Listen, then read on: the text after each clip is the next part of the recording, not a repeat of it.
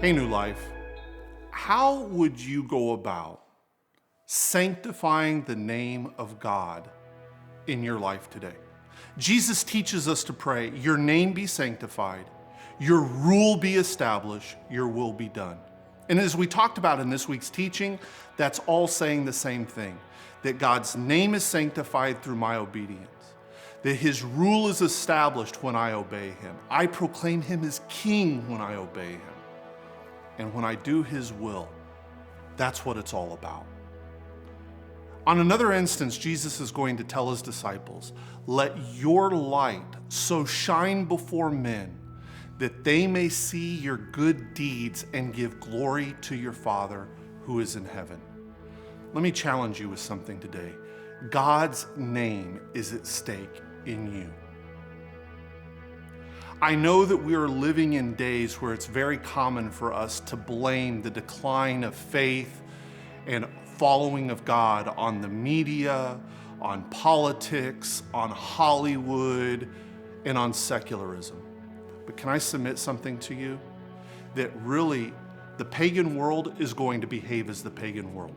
Why should we expect them to be any different?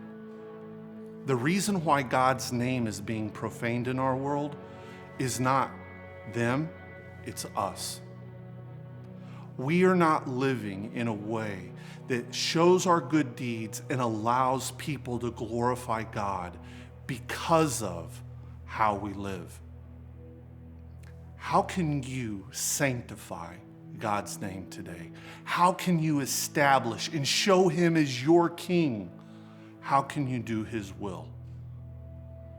Again, we are the representatives of God in the world, and his name is at stake in us.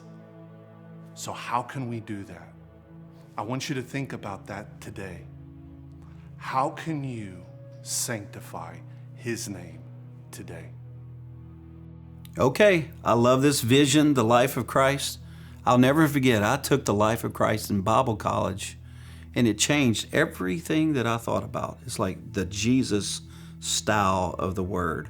We all need it, and I thank you for joining us. Please do not forget to subscribe so you can really partner with us as we move through this over the next several weeks together as a church. We're growing.